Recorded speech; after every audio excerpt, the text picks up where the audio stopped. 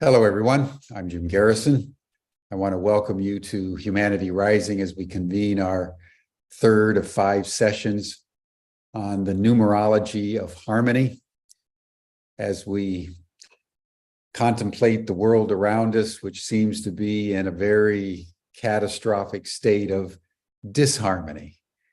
So it's a perfect juxtaposition of opposites, what Jung called the antinomy of opposites, where two mutually exclusive realities, which are internally consistent but mutually exclusive, somehow in a highly paradoxical way cohere in a deeper patterning.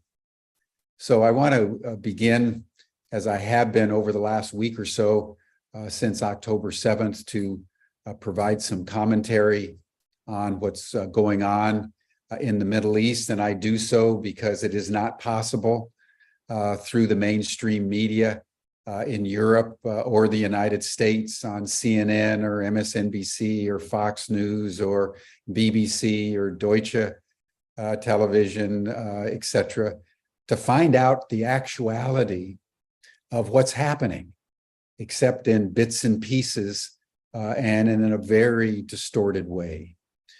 So what we do at Humanity Rising, as all of you know who have been listening over the months and now years since we started in May of 2020, we try to provide, as world events unfolds, a perspective that hopefully will illuminate your thinking, possibly challenge some of your assumptions, but it's all with the motivation of enabling us to rise, knowing that it is the truth that really sets us free. I want to divide my comments into 2 parts today. I want to start first with what's going on in terms of the escalating military conflict, and then I want to talk about what's going on in the escalating initiatives of the United Nations and the BRIC countries around peace negotiations and a ceasefire. It was reported by the Pentagon today that U.S. forces have been attacked 14 times in the last week, 11 times in Iraq and 3 times in Syria, that have caused injuries to U.S. military personnel at the level of, I think, 24 military personnel have been injured. I've been consistently saying that this is not simply between Israel and Hamas.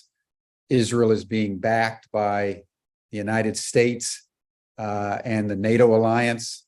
Hamas is being backed by Iran and a growing number of countries in the global south, the global majority, because it now comprises over 150 nations that have joined China's Belt and Road Initiative, which I'll comment on in a few minutes.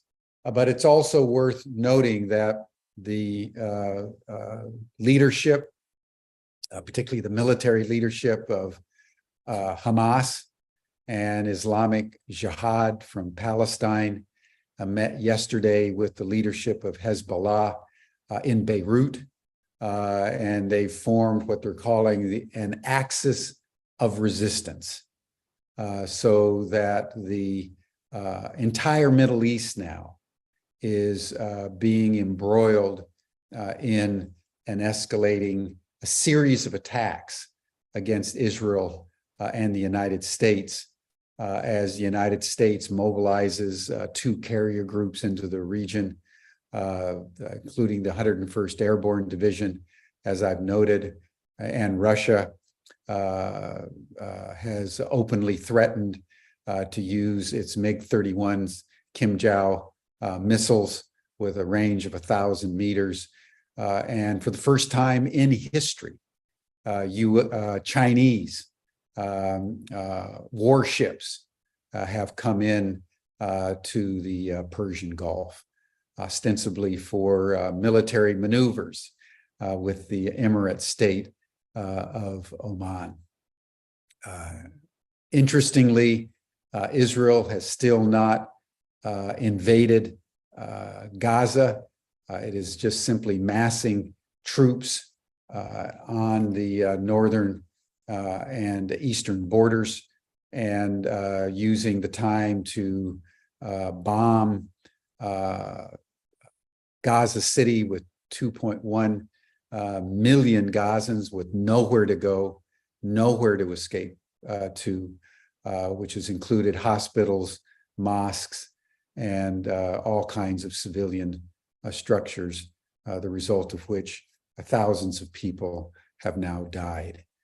There's a great expectation that Israel will proceed to invade, and also that there will be escalations in the attacks against Israel in the United States from various non-state actors that have grown up over the last few decades, many of which, as I pointed out yesterday, were actually instigated by the United States and Israel.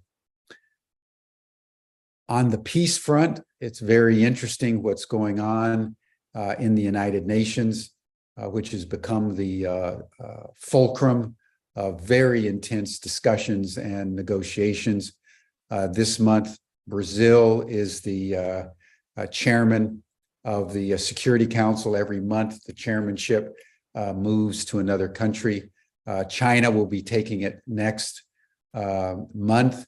And in an extraordinary turn of events, the Chinese are emerging as the global leader in demanding peace negotiations in a meaningful way. And they've been joined by the entirety of the BRIC countries and most of the African, Latin American, and Asian countries to say simply, we need an immediate ceasefire.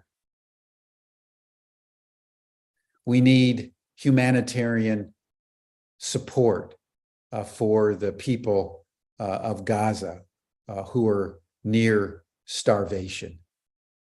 And we need an international conference immediately to negotiate what the world has recognized as the only solution to the Middle Eastern crisis, and that is a two-state solution, which Israel, backed by the United States, has resisted for decades now, and it's led to the complete catastrophic mess in which we find ourselves. These motions have been submitted to the Security Council, and in the last vote of the 15 members of the Security Council, only the United States resisted the most obvious peace plan imaginable and vetoed the Brazilian motion. Yesterday, Secretary General Antonio Guterres, in his speech to the Security Council, reiterated that the world condemns unequivocally what Hamas did on October 7th, and every country in the world has condemned Hamas. And he said, it's very important to understand that this did not happen in a vacuum, that there's culpability on the part of the Israelis for how they've treated the Palestinians over nearly 60 years of occupation, and that this also needs to be condemned. And that's why we need a ceasefire and meaningful negotiations toward a peace settlement permanently, which entails, obviously, a two-state solution. And rather than giving it any credence, the Israelis reacted, calling for the resignation of Guterres. The United States made a very strong speech similarly. So what you're finding, both in terms of the Middle East at a military level and in terms of diplomatic relations at a peace level is the increasing isolation of Israel, the United States, the NATO alliance, which is becoming more and more a global minority, as China and the BRIC nations increasingly diplomatically maneuver for the kind of solution that the rest of the world knows is required to bring peace in that region, which essentially has been in perpetual war since even before the creation of Israel in 1948. So we all need to hold this diplomacy in our hearts. We need to pray that the military polarization and conflict does not escalate in a way that brings additional destruction to Israel or the Palestinians or to the forces surrounding that region, and that the prudent voices will prevail even in the United States. And I would close with the following observation. Foreign Affairs magazine for October was just recently released. And on the cover, it had a quote from Jack Sullivan, the National Security Advisor to President Biden, and one of the principals, along with Secretary of State Anthony Blinken and Victoria Nuland, the Deputy Secretary of State. It's essentially those four people that are determining U.S. Foreign policy. And he said, and I quote, that the Middle East is now quieter than it has been in decades. And that, of course, was stated, and the Foreign Affairs magazine was printed before October 7th, but it gives you some measure of how delusional the U.S. national security leadership is, and why also the Israelis were caught so flat-footed and unaware when the attack happened on October 7th, because the disconnection on the part of the United States and Israel in terms of the reality on the ground and the increasing frustration, not only on the part of the Palestinian people, but the rest of the world, is shocking. And that's all coming to a head. So, as I've said many times on this broadcast, things in the Middle East are getting worse and worse, better and better, faster and faster. And how we hold these contradictions, and how we, as citizens of the world, understand what's happening in the largest global context that we can hold cognitively in our minds, that will determine to a large extent our capacity to not only illuminate people around us with these deeper truths, but also bring to bear the kind of both visible and invisible prayers for peace that I know all of us on Humanity Rising hold. So thank you, everyone. Welcome to Humanity Rising. Let us take a breath together as we just contemplate the complexity and the nuances, the layers of what's going on within the context of a cosmos constructed of numbers that unfolds within us, around us, and to the farthest extent of everything we know. with absolute perfection. And that's the draw of our souls. And that's what we're going to be contemplating today. I want to welcome back Cynthia Bledsoe, who has convened this 5-day program. Cynthia is a futurist, a numerologist, a film executive at CGOOD TV, and passionate about the utility of numbers in our lives. So, Cindy, I want to thank you for all that you've done to create this 5-day program, and I'll turn the program over to you.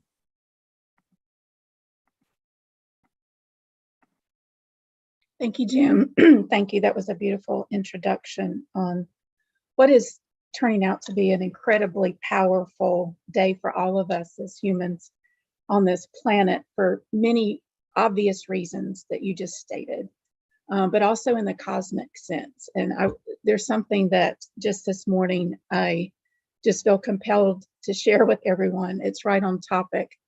This morning, as I was doing my morning rituals and daily consults, the Mayan daykeeper's calendar, I was reminded that just yesterday, several people had asked about power numbers.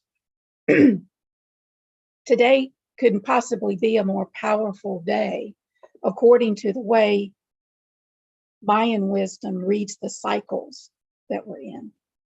Today is a triple 12. That's astounding. To the Mayans, the number 12, the symbol of the number 12, rather, is our own sun, our star. At 3 places within the Mayan calendar of viewing where we are today, the number 12 appears. There is a heaviness to it, yet at the same time, the word I want to use is auspicious, because there's a tremendous amount of potential to be gleaned from it.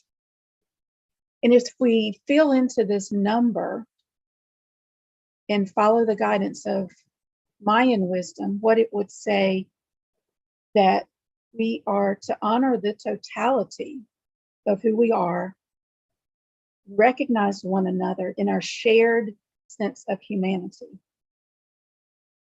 That the ultimate meaning of this triple 12 is that our star, our sun, is opening a portal to shine a light on the darkest places where we live and breathe. And it is your choice from where you are to use your human potential to decide to open your eyes. I would expect something pretty big to happen today. I don't know what it is, but I would expect the light to shine on a very dark place. And suddenly, an element of truth appears to us that would be on the level of wisdom. Even. So this is the potential power that lies in today. So I just ask you today to feel into what your individual power centers say and what your role in that might be. But certainly it's a day to all be more aware and to look for where light is shining on previously dark places in a way where you might say,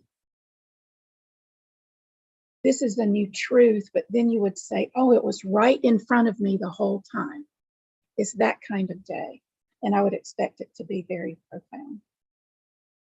So I will share with you quickly in the chat before I get started a very wise person's blog on this subject, particularly about today. So I'll share that quickly and you can reference it later. But today, along with that very auspicious reading from the Mayans, we're going to have a fun, deeper dive into the personal practice of numerology. I practice it on a daily basis to know where I am in the universe, and so that I can align also with the energies that are surrounding me. Numerology offers us insights into cycles. We have a daily cycle, monthly cycle, a yearly cycle of our personal lives, and those are all operating in harmony at the same time. As we take a deeper dive into ourselves, we can see what energies are at play that are opportunistic for us, but also we can recognize where the challenges are. So we learn what strategies to use to maximize our potential. So that's basically how it works. So today we're going to take a deeper dive into that. And I'll share my screen momentarily.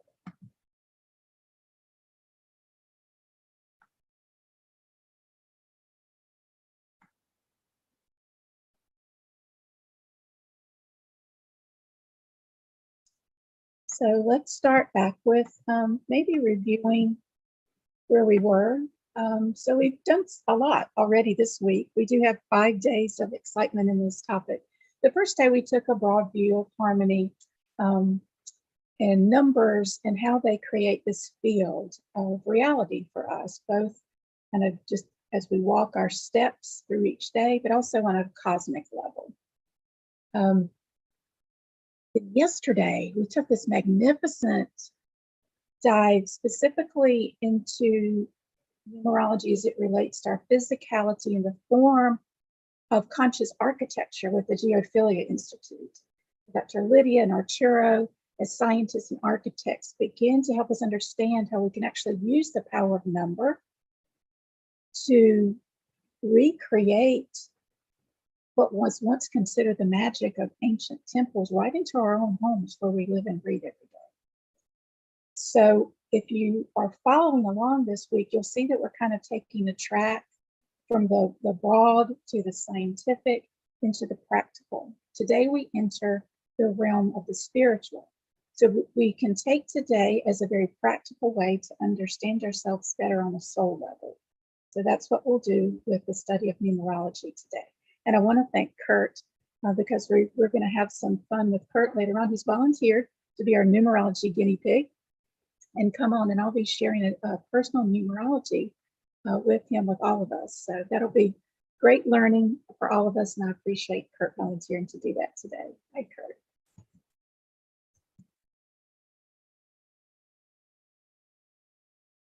So we're going to learn today how the universe is a system that can be broken down, connected mathematically into an element of numbers.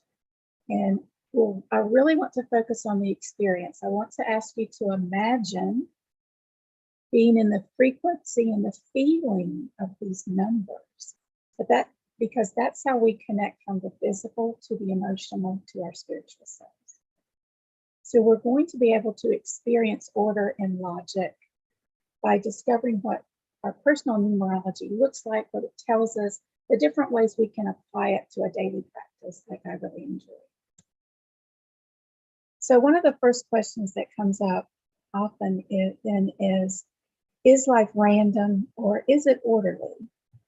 So this vast unity that we live in, where all things are related and connected, kind of formed the basis for many of our sciences, for both the natural and spiritual sciences. So natural science was the original tool that was used to discover this underlying orderliness of the universe. And oftentimes I can remember conversations I've had with friends and associates who are scientists who begin to say that through their literal research and looking into elements that create the cosmos, our universe, our reality, and physics, that it's impossible for them to ignore the existence of a creator essence. Now, some would say God. You may say God, you may say something different, but it was natural science that often draws us to the understanding of this great pattern to which we're all connected. But it's out of this awareness, this consciousness, that the spiritual sciences emerge, like numerology. So whereas we can understand that numerology is somewhat intuitive, it's also based in logic. And that's where we're going to start today. What I tend to do when I provide this offering to folks individually and also to companies. I start with the logic as the foundation. It gives me that core architecture. And then I pause to tap into my human potential of intuition and connection to the universe on the spiritual level. And I begin to apply more meaning for that in today's time and how we carry that forward so we can tap more deeply into our human potential, because that really is the purpose of my work into all of this study of harmony in the universe, is to apply it for our evolutionary human potential. And I found that unequivocally that the language of unity in the universe is number. So think about when, and sound goes hand in hand with that. So think about when we name things and we use words as a language. The word that we choose to name something reflects our experience with that entity or that thing that we're naming. And that word reflects how we feel that the essence of that thing is. So we're applying intuition in that moment to assign a word that best describes our connection to it. And so therefore, I would ask you to consider that all language is spiritual. All sound is spiritual because it connects two worlds of our existence. So to test that, you might just imagine any word or any label that you have for something. Now just pause and ask yourself, how does that word make you feel? So all these natural sciences that we can think of, like physics and math, and biology, chemistry, even astronomy, they're all based on orderliness, which is another way of saying predictability, so that natural law is predictable. If the universe was really random and unpredictable, we wouldn't have any sustainable architecture to it. So the universe is able to maintain the form that it has and the structure that it has, but also it allows changes to take place in a very specific and predictable, orderly fashion. So an example of that might be our DNA. Another example would simply be our solar system. But there are millions of examples, and that's how we stay connected and together. So we can perceive randomness, certainly. Let's acknowledge that we walk through them from time to time. We perceive things that appear to us to be very random. But I'm challenging you today to ask, how often is it truly random? So what's coincidence? And is it possible to really foresee that activity or action or occurrence as something more than randomness? So I practice remote viewing. And in doing that, I find that there are fewer times where I might recognize something that feels random, because I'm coming in touch more with the realm of connectivity and interconnectedness. The more you practice your power perception, that will change in the way I just described. Things that were once coincidences become glimpses into the literal order of the universe. You see.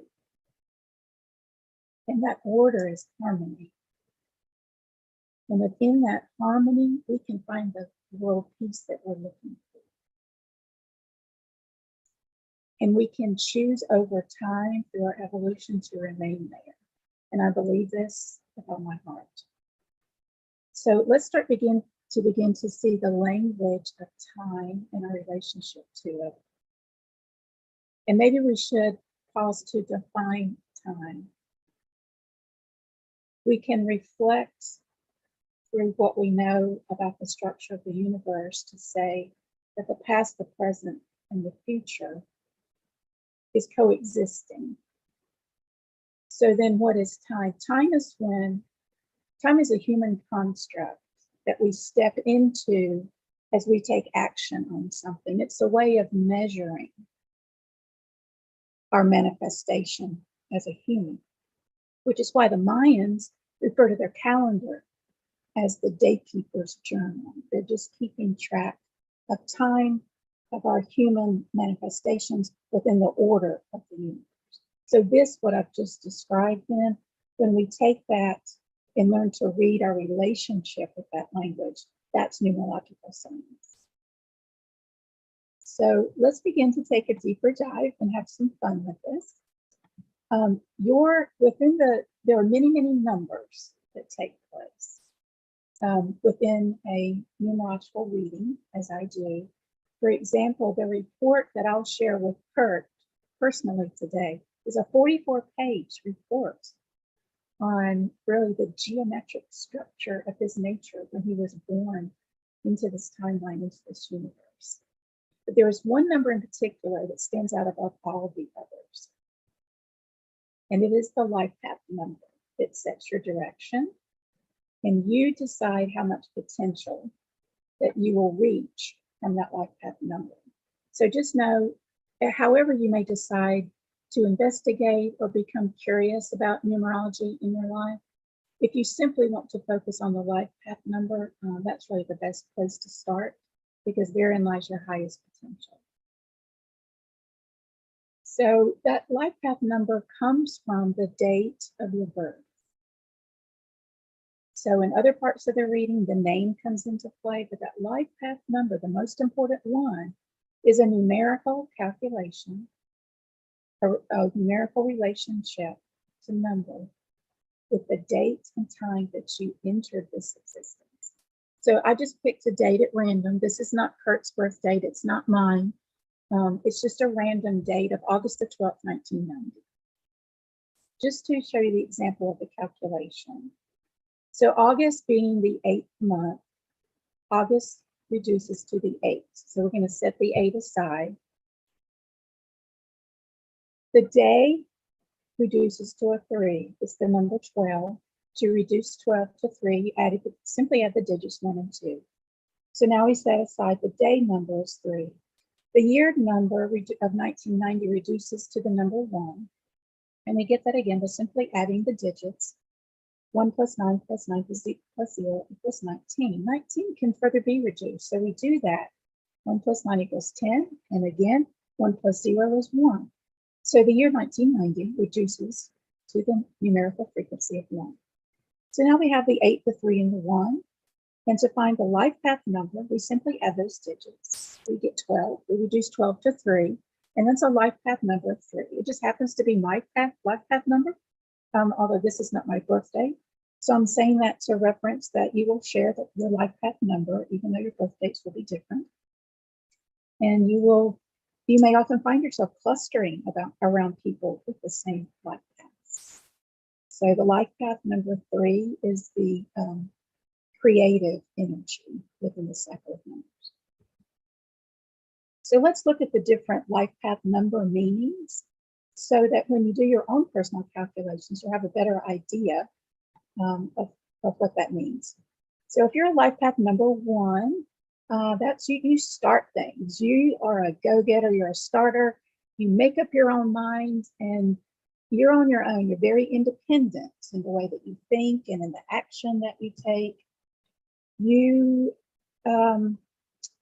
might be considered to be the driving force in your clubs, or organizations, or workplaces, or families. You probably have a really strong sense of personal determination, and you rarely let things get in the way of that. And all that really means is it doesn't mean that you're not cooperative. So please don't take it that way. What I'm really saying is that you're very committed to your goal, and you're the energy that helps us start new things, helps us take that first step. But if you're life path number 2, thank goodness for the even numbers, because they soothe us. They're the nurturers. So you may already see a pattern in what I'm saying. The odd numbers hold the masculine energy. The even numbers hold the feminine energy. So as we study that the feminine energy is trying to rise now on our evolutionary path, you might want to pay special attention to that, especially if you're a 2 and the even numbers and you're carrying that feminine energy. It may be part of your life's purpose to be here now to help bring that in. But if you specifically are a 2, you're extremely sensitive in the best possible way. You're very perceptive. You may tend to be introverted at times by preference, but these qualities are real strengths. In any of these numbers, there is no pure good or pure bad. There's simply things that can work as strengths and challenges because the universe is neutral space. These are just forms of energy that we can use. So with the two, while the two can bring the sensitivity and nurturing for others in need, sometimes twos overlook their own needs and can tend to both get depressed and repressed because of what they take on. So just be aware of that if you're a two and make sure that you're following your self-care regimen. But if you're a three like me, you do carry a masculine energy for manifestation through the expressive arts of creativity. So we like to bring in new ideas, new things. This is the innovation number. Now, many of us who are threes felt very early on that we were performers, artists, drawn to stage or acting or some form of creative expression in that inner child-like way. However, for a three, as you grow into the mature version of the three, it really requires great discipline, especially in modern times. And I would say, I'm going to go so far as to say, especially in the United States, because our culture does not value it as strongly as other cultures do. So just be aware of that. If you're a three, your initial expression is highly creative, but you'll get pushback on that because your culture may not value it as highly. So your strategy then is to create the architecture that allows you to be creative. So you'll want good boundaries for people, jobs, and relationships that allow you to be creative and that are uplifting to you. And you want to carve out space in your life and protect yourself so you can come up with the innovations that we need right now. As we move into the even number 4, it's actually a feminine essence that provides us the strength of organization. 4s are that soccer mom mentality that we talk about in the United States where I live sometimes. The 4 organizes us. The 4 is the systems thinker. The 4 is very decisive, comes to decisions easily, very methodical. 4s are great in combinations with 3s. 3s bring in that creative, very innovative ideas, and 4s turn it into the rational problem solving. So these numbers, you can see how when they come into co-creation, they balance each other out beautifully. But if you're a 4, once, like the 1, once you're committed to something, you do not give up easily. So if your life path happens to be the number 5, you love life, you are open to freedom and adventure, and you love variety and meeting new people. The challenge of a 5 life path is getting caught up in a feeling of chaos. It can feel chaotic until you learn to manage the energy of the 5. If you possess this insatiable curiosity that the world needs, that's the learning essence. The 5 is what helps bring new in as it's been created. So 5s want to experience all of it. I see the number 5 riding in on a Harley Davidson, and revving the engine. So they like to be involved in several things at one time, and oftentimes do not like to be tied down in any one area. So you can kind of see that pattern of the 5. The 5s get their energy and pleasure out of the multiplicity and diversity of things. If you're a 6 life path, this is a beautiful number. Again, the even feminine energy comes in here, very concerned for society, very concerned for those in need. Many of our healers are 6 life path members. The nurturers, they're often huggers. You give us a shoulder to cry on when we need it. The ultimate test of the 6 really your strategy should be to develop the tools that where you can truly be helpful to others and not just be the sympathetic few. Okay. So moving on to the life path number, if you're a 7, 7's also a beautiful number that has a very clear sense of yourself as a spiritual being. It's probably easier for a 7 life path person to meditate. Some people find it more difficult to learn meditation. 7s typically don't. So 7s are really concerned with introspection. They're concerned with investigating the unknown, of finding the answers to life's mysteries. And then if you're an 8 path member, fabulous number for making connections or co-creating groups or convening the opposites. Where opposites attract, the 8s can be found to make that happen. It's considered a karmic number in the sense that it's a power number. So if the 8's appearing a lot in your chart, you will constantly be faced with how do you relate to and define power? And your task is how can power best be used for humanity right now? Now, because of that, people often equate it to financial transactions, to numbers, to wealth, because we often attach power to money. But it's not purely a money number. Think of it more as a study in power. But the 8s naturally understand the material world. So it actually does make them very good at managing things that have to do with financial situations. But so these are the power brokers of the world in the sense that they understand what makes a large corporation work, or in the nonprofit world, a very large foundation or something like the United Nations. You know, 8s are really good in places like this. And finally, we get to the end of the cycle, which is the number 9, which is the humanitarian number. That's my partner number for me. So my life path number is a 3, but the 9s are so strong in my chart that I just describe myself as the creative humanitarian, because my tendency is I tend not to want to start creative things unless there's going to be a humanitarian impact. So both of those numbers have a very strong influence on me. So 9s can tend to be those, you have a life path number of 9. You're kind of always trying to manifest utopia. You have a very big picture dream that you believe in with deep passion, and you can see how all the parts and pieces could come together in harmony to make that happen. You're willing to sacrifice a lot of yourself just to make it happen. So thank you, number 9s.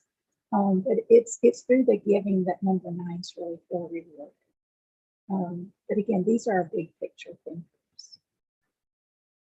Then we have the master numbers. Some of us have some of us have master numbers as a life path numbers. And if you're an 11, so then that's that double 1 energy. So you possess a huge amount of intuition. There's so much going on in your psyche that often your parents are confused by who you are. You're hard to understand, and so it can make you a little shy. But that's okay, because it's in that withdrawn space as a child that you master the art of intuition. And later, your strategy advice is to use it to really tap into the potential. Don't leave it on the table. It's okay to introduce it in whatever your professions are, whatever your vocations are, because it is by far your greatest strength. If your life path number is a 22, this number is full of possibilities. So on one hand, you're this master builder, co-creator. You know, a 2 is 1 + 1 coming together. 2 is the co-creative number. So if you're a master at that, you really have the potential to do this in multiplicity of bringing creators together in large groups. So truly the master builder in a manifested way. So I'm reminded here on my slide that I wanted to say to you that these numbers are a study in archetypes, so you can view it that way. You've probably studied archetypes through other specialties or in other practices, and this is another way of doing it. One of the strategies for master number 22, if you happen to be one, is to be aware how you need a lot of personal support for the focus that you need. So, and when that doesn't happen, you can tend to retreat. So just be conscious in all of these numbers that your strength, depending upon how you choose to express it, can also become your challenge. So it's entirely up to you in all of these numbers, the degree to which you embrace the potential of that number. So let's look lastly at 33. If you have a life path of 33, this is the number that expresses tremendous compassion, constantly seeking to be of service to other people. Thank you for your concern for the people who are the neediest in the world and on this planet, because you are a healer, you're a healer of healers. Thank you for always helping. You have this tremendous capacity to give comfort to those in need. I'm really feeling the emotion of that right now. I feel like there are some of you here watching this right now. We really need you right now globally for many of the ways that Jim was speaking to us at the start of this session. And thank you again, because you also give some of the best hugs. So let's take a look before we get into a numerology reading, just so we can relate better to the numbers, because this is really foundational to numerology. I'm feeling a little emotional right now. Oh, the energy of today is really coming up for me. Thank you for letting me take a breath there. So let's just go in order again, but put some descriptive words to the numbers so we can fill into them. So again, number 1 is a doer, a very straightforward manifester. When the number 2 appears, that's a beautiful co-creative number, cooperative. It's a very intuitive number. It's feminine energy. It brings us patience and nurturing. The 3 number, when it appears, either as a life path number, or you can have all of these numbers at different places in your chart. But the 3 brings us the creative, the passionate, the social interaction, and often the entertainer or the witty energy. 4, again, think about those 4 corners we talked about this week. Stable, grounded, dependable. Thank you for your organization. And the 5, even though it can seem chaotic, it's vibrant. It loves freedom and expansion and adventure. So the 6, thank goodness. And the 6 always reminds me to look at the shape of the number, because the actual symbols that we've manifested to represent the energy of the number is a hint into what it brings us. It's a hint of the essence of that number. Just as a word we choose to label something, we choose it to describe the essence of our emotional relationship with it. We've chosen this numeric symbology also in a way that expresses the essence of the energy of that frequency it's bringing in. So the 6 looks a bit like maternity. It is bringing in things for social goodness. Therefore, the 6 comes in as this beautiful mothering energy, caretaking, harmonious, peacemaker, just the great mother. Then we move to the 7, where we And if you look at the 7, it kind of looks like it's looking back in on itself. If you just see the shape of the 7, the way that we draw it. The 7 is not just 7 life paths, but the 7 in your chart is going to bring to you your knowingness of intuition. What is the collective knowing that we share? That's where this comes in. We can pause with the 7 to become the philosopher, the thinker, and the true spiritual seeker. Within the 8 energy, we start to feel not only balanced. If you look at the shape of it, it looks like 2 worlds merging together. It also looks like the infinity symbol, doesn't it? It looks very balanced. The intelligence comes from the co-creative aspects of it merging the 2 worlds. One of the things that the 8 energy does is to merge our earthly physical manifestation with our higher self and our spiritual nature. This is often experienced in the geometry of pyramids all over the world. People who have spent time in the King's Chamber of the Great Pyramid experience the power of infinity and the true essence of the number 8. So this also becomes the energy when it appears in our personal charts of our truth-seeking abilities and insights into how we can use that truth to achieve success in our lives. But again, it's to the degree that we choose with free will to embrace the potential of these numbers that we would find these things. Again, in the 9, we come back to this global humanitarian nature. And in such, it's a way of thinking 1 through 9, that 9 is a completion of a cycle. And then we'll tend to start with 1 again, and we repeat these cycles. We live in cycles within cycles. The day is a cycle within a month, within a year, within a lifetime. Together, collectively, humanity comes together for a series of connected lifetimes within lifetimes. So the 9, wherever it appears, in whatever cycle of these cycles within cycles, brings in the globalness, the big picture vision, the humanitarian essence, the consciousness, which is to recognize tolerance. This is where we find our tolerance. So thinking of these 1 through 9 meanings, we can begin to understand that they're not only the foundation of numerology, but there are also our archetypes that we encounter as we flow through the cycle of humanity, but remembering that there is no good or bad, and that each of us is a unique person with unique traits.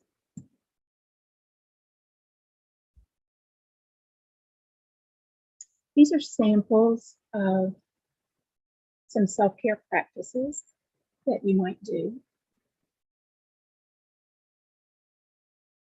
Dream journals, meditations, energy balancing. Some might use Reiki or sound bathing. We might use movements. We might use numerology. So far, we've discussed an overview of harmony in the arithmetic of the cosmos. We've learned about conscious architecture, biomimicry, somatics, and home design. We understand the archetypes of number.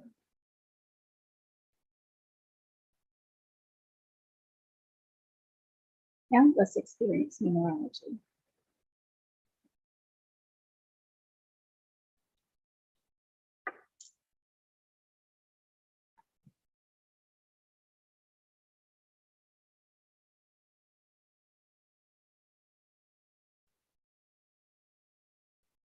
I'm just noticing, could anyone tell me if the sound is not good?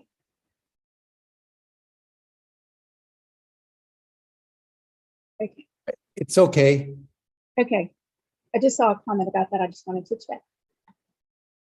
So You can learn what to expect from a reading and how to apply it in practice, and you'll learn how to work with energies in your life to serve your best purpose. So we can do more of that.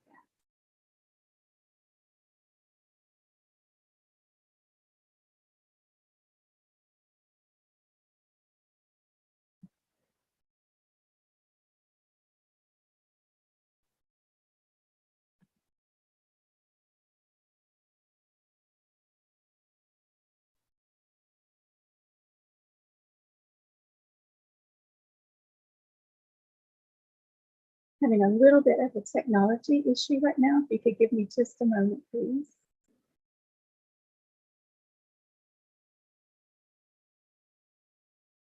Now you're getting a bit, Chandler, are you having technical problems, Cynthia?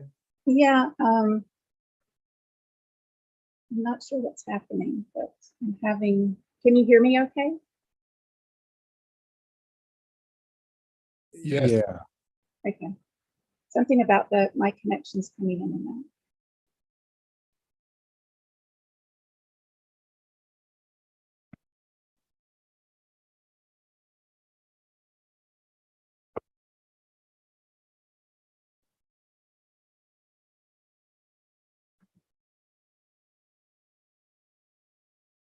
We now see a black screen with peacemakers in a white square.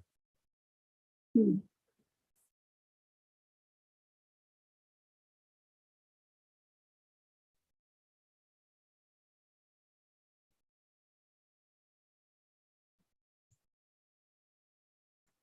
I'm having a little technology problem. I'm not sure what's happening. It's all right. Let's see.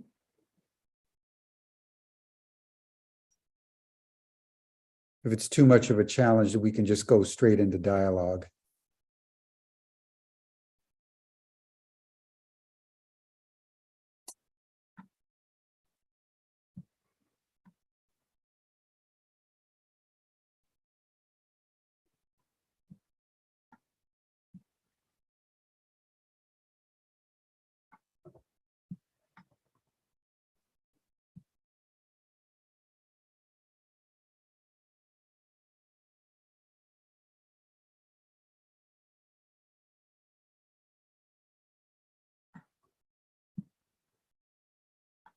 Sorry about that.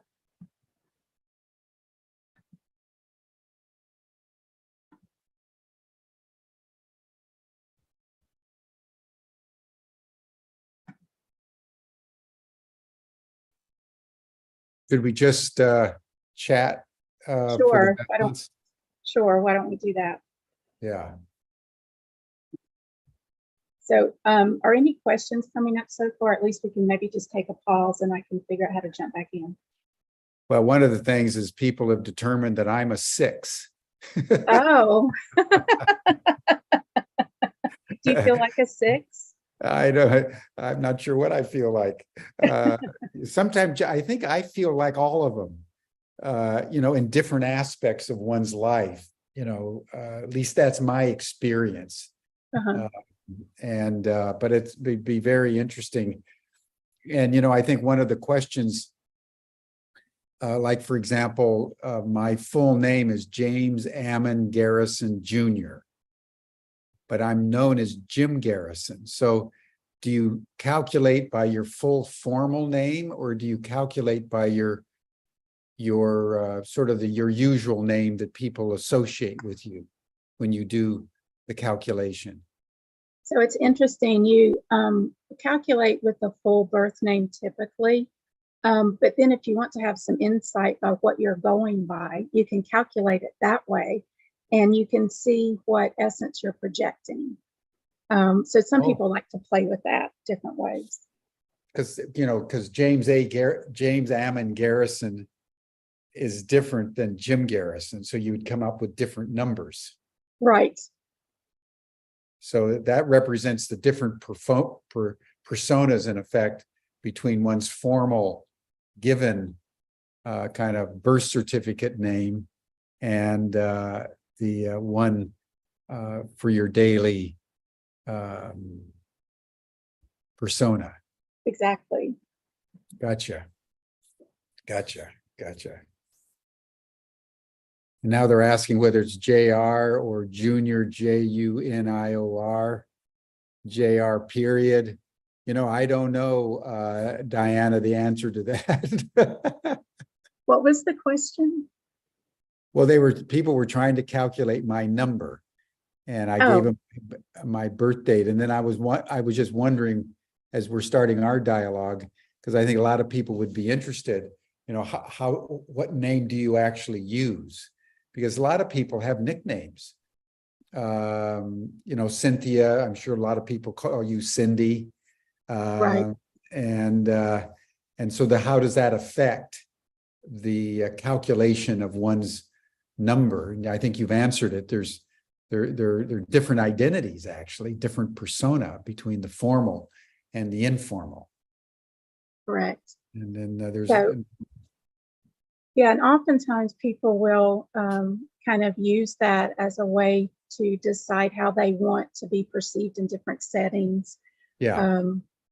People will change over a lifetime how they want to be projecting, depending on what phase that they're going through, what cycle they're in.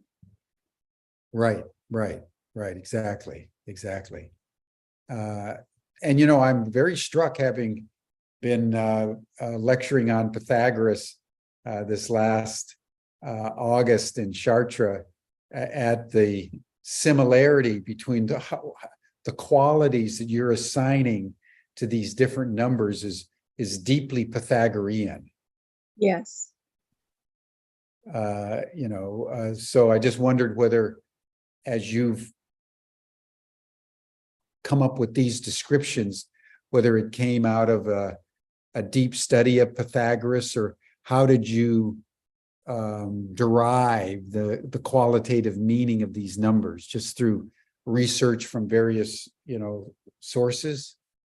Yeah, I don't know that it came from one place in particular. I've kind of always been drawn to, I think as a child, anything that was a puzzle was interesting to me. I tended to be rather introverted as a child, and it took me into nature, and I just started seeing patterns everywhere.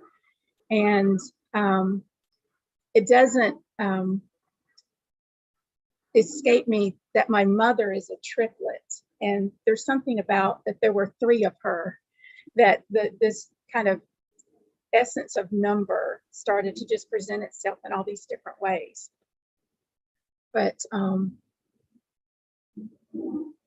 yeah, oftentimes I just find different ways of expressing it and exploring it. But. Yeah. Well, that's very, very interesting.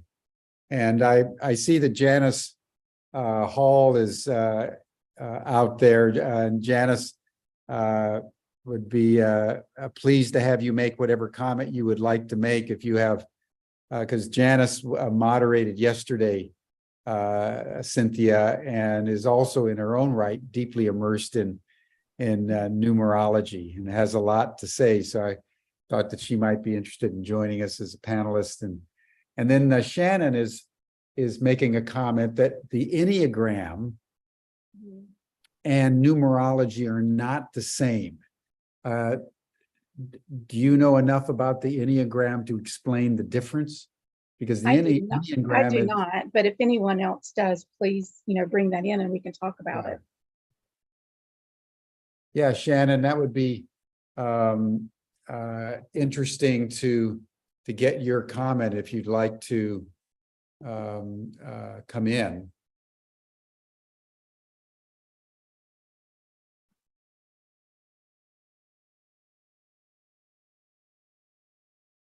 I can promote Janice to see. And then Shannon. So Shannon MacArthur.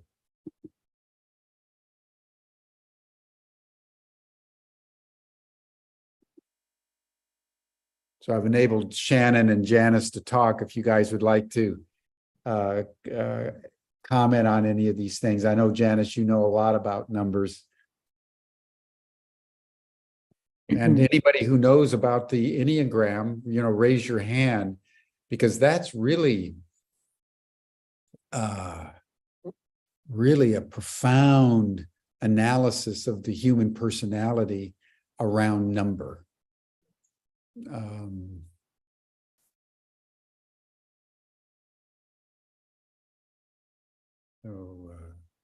Richard Page.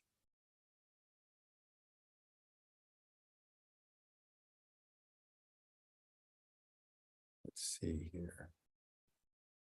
I'm going to ask.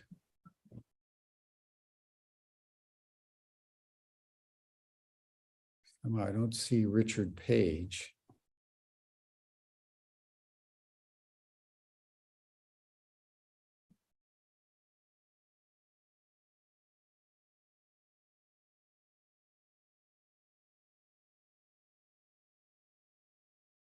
Well, there we go. Richard, what would be your comment or question?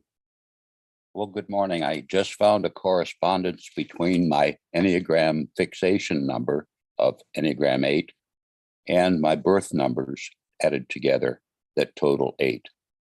And there's also a correspondence between the meaning in this numerological system of being one who is adept at management, and the Enneagram 8, who is the boss, who is the natural leader, who's willing to let 3s run things if they do it competently, but who uses resources and knows which resources can be brought. So that's just anecdotal in my particular case. Many people have tried to correspond astrology and Enneagram, and it hasn't worked too well. But the 9 basic types are one of the world numbers that Oscar Ichazo channeled from the Archangel Metatron to form the Enneagons, and the Enneagram system is one of those formations. The Enneagram is personality types. And there are 3 fear points, 5, 6, and 7, 3 anger points, 9, 8, and 1, and 3 image points, 2, 3, and 4. If we look at Eli Jackson-Bear's analysis, it's Sat Chit Ananda, existence, consciousness, and bliss, can be superimposed over the consciousness, fear, and image triangle. The fixation, basically, the fixations are based on at the 9 point, a creation of duality, creating an other, which is then feared at the 6 point, and then an image is presented at the 3 point to try and get by, to get past this. And so each of us in our false personality, our delusion, adopts an ego pattern that we think is unique to us and who we are. It's really who we are not. And all our friends know and tolerate it in us and say, oh yeah, that's just Jim, or that's just Richard, you know. And when we get to look at these closely, we get to see that they are patterns that we've adopted, and there can be some movement toward a relaxation within those patterns, if not a transcendence from them. I haven't met anyone who's transcended their fixation, and I have spent 30 years recording the Enneagram International Conference and adopting it as one of the views I have on the world. But I can't speak more directly to numerology and Enneagram. Well, thank you so much, Richard. You're obviously very deeply immersed in the Enneagram. And I know that Oscar Ichazo is known to have channeled it, but I thought the Enneagram was much more ancient, and that Gurdjieff also channeled it in a way, and he had gotten it from much deeper sources in Egypt and Arabia. Quite, Is that your understanding, or is that's it? a correct story also. I'll tell you a fun story. Helen Palmer popularized the Enneagram, and Yes. Oscar Ichazo sued her and Harper Row Publishers for revealing a sacred system and claimed that it would do damage to the soul to popularize the system. And Helen was worried about the suit, and I asked her, where did Oscar claim to have gotten his material? She said, oh, he told us he channeled it from the Archangel Metatron. So I suggested to her that she start an escrow account in the name of Metatron in case he comes to collect. that relieved her, but it points to very ancient archetypes, if you will, of the structure of the universe. It's ancient, all right, since the beginning.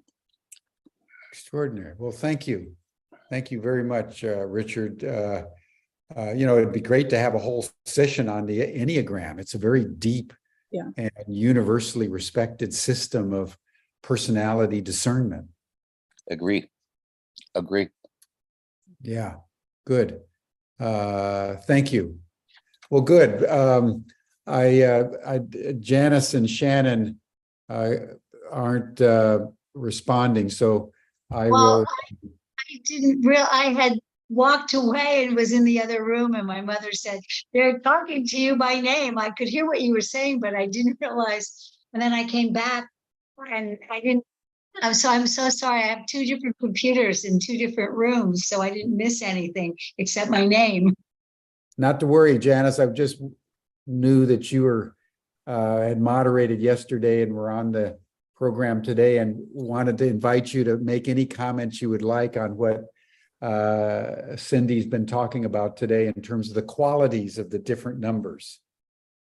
Well, I think that I have discovered in my life them to be really true, and they can be a challenge. And as actually Cynthia and I spoke about in the after chat the other day, my life path number is a 22, which is a master number. However, 22 is derived from that can be reduced to 4. The master numbers, you often don't reduce them to the single digit. And the master architect or the social alchemist is, those are big shoes to fill. So I aspire every day in my meditations to fulfill that aspect of my potential. However, in doing so, in being intentional about that, let me say, I tend to recognize more where I've missed the mark and went, oh, I'm operating from a 4, which is a great number. Every number has its assets and has its challenges, just like every human being. And we can learn from our shadow side, both in our human form and if we look at our numerological vibration. So when I operate on that 3-dimensional 4 level and can recognize that, and try to step into the master number of 22.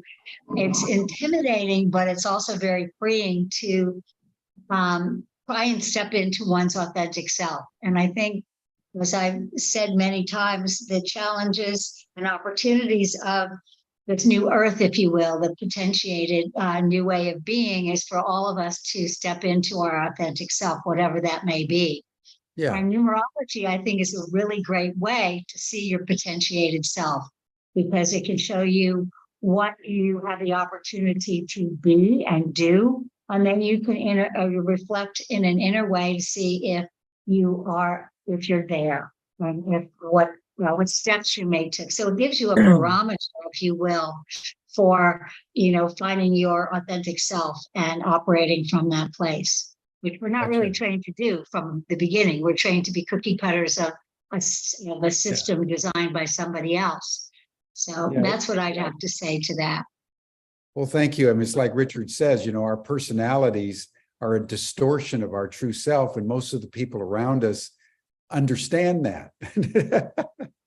And that's one of the ironies of the culture. It's always trying to make you become somebody else. More conducive to social conventions and so forth. So thank you, Janice. And I know, Shannon, are you there? I sure am. Good. Well, thank you. Any comments you would like to make? Well, I think that this is a fascinating subject, and I'm a master number 11, and an Enneagram 7, which is an enthusiast. And to me, this whole numerology thing is kind of my shtick. I use sequences and sets of numbers to connect with the divine. I call it the magic in ordinary moments, the acronym MOM. Rather than going into God, I go into Mom, and Mom is a lot more fun than God. I'll say. I've also I'm very interested in the Mayan cosmology. It was brought to me, I first learned about it when I was in Rotterdam with the Synergy Hub 1.0. I changed my whole life to go and join these young people in Rotterdam. And it was an amazing experience. They had a galactivation room. And in that galactivation room, they had the models of, all the blocks that create the larger block, and the archetypes hanging from the ceilings, and the conversation we had in that room were eye-opening, heart-opening. What I learned was a good basis to spring from into a larger questioning of the universe. And what I have developed since then is what I call, it's a document that is a template for a person to go in and go through links into these different free sites where you can get numerological information, Mayan information, all of this information about yourself. It's a way of looking at oneself from all of these different ways. I call it by the stars and numbers. I'm looking forward to having the time in my life to work with a group of people and experts like Cynthia and Janice and others in order to perfect this template and work on it with others. And we'll see what happens. Yeah. I love this notion, Shannon, of magic in ordinary moments is preferable to God. I just love that notion. It's so true. And there's a levity to it, an etheric, fairy-like quality to that notion of the magic of ordinary moments. So thank you for bringing that in. God knows we need it. Thank you so much, Jim. I love the magic in ordinary moments. My life has been full of them. The story of my life has made it clear to me that if others are aware of mine, they will be more aware of their own, because mine is only possible if yours is too. Yes, yes. Thank you.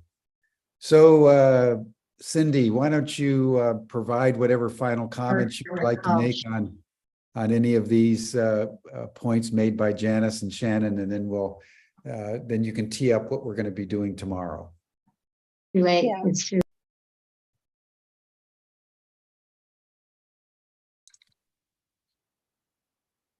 Cindy? Maybe you can't hear me. Oh, I think Cindy's frozen. Cindy's frozen. Oh, okay. Well, She blinked. I think we'll wrap it up then for today, everybody. As you can see, Cindy, can you hear us?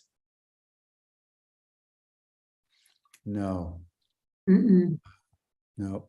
Okay, well, we'll wrap it for today, everyone. We'll continue on tomorrow with day 4 with a deeper dive into the qualitative meaning of numbers, bearing in mind that number is the constitutive building block of everything that is.